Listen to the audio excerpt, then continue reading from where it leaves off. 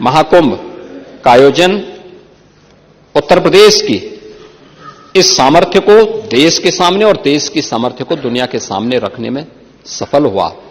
आपका कितना भी दुष्प्रचार था, लेकिन उन्होंने भारत की आस्था को कहीं डगमगा नहीं पाया। आप लगातार दुष्प्रचार करते रहे और आप लोगों का यह सबसे बड़ा हथियार था। आप लोगों ने इसके लिए बहुत तरीके से इसको लोगों के सामने बहुत नकारात्मक तरीके से प्रस्तुत करने का प्रयास किया, लेकिन आपकी नकारात्मक बातों पे न प्रदेश की जनता को न देश की जनता को ही विश्वास था।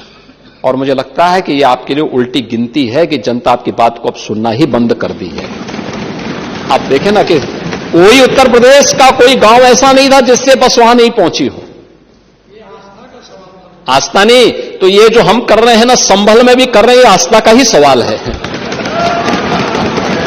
ये आस्था का ही सवाल है। ये जो कॉरिडोर बन रहे हैं, आस्था का ही सवाल है।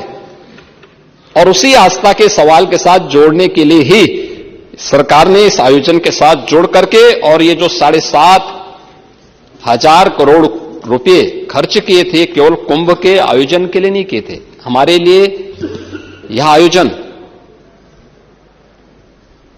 प्रयागराज जैसी पौराणिक सिटी के सस्टेनेबल डेवलपमेंट के प्लान का, एक व्यवस्थित विकास की एक रूपरेखा तैयार करने की भी थी। और महाकुंभ के बहाने प्रयागराज के अंदर उस प्रकार के इंफ्रास्ट्रक्चर को देने में हम सफल हुए। 200 से अधिक सड़कों का चौड़ीकरण हुआ, 14 फ्लाईओवर बने, 9 अंडरपास बनाए गए, 12 कॉरिडोर बने, अक्षयवट कॉरिडोर,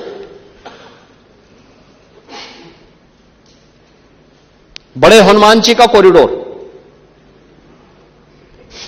सरस्वती कूप कॉरिडोर, पातालपुरी का कॉरिडोर, नागवासी की कॉरिडोर, महर्षि भारद्वाज कॉरिडोर, श्रृंगवेरपुर में भगवान राम और निषाद राज की गले मिलती हुई प्रतिमा के साथ साथ एक कॉरिडोर, जिस किले पे आप कब्जा करवा रहे थे, हमारी सरकार ने कॉरिडोर के रूप में विकसित करते हुए त्रेता युग की स्मृति को जीवंत करने का काम कराया। आपके लिए वोट बैंक था, हमारे लिए विरासत थी। बस अंतर यही है। और आस्था का सम्मान हम कर रहे हैं, इसलिए जनता हमारी बात सुन रही है। जनता को मालूम है कि आप केवल वोट बैंक के साथ खिलवाड़ करेंगे, वोट बैंक देखेंगे और जनता को धोखा देंगे। इसलिए जनता ने आपकी बात को अनसुना किया है और 27 में भी जनता जनार्दन यही करने जा रही है।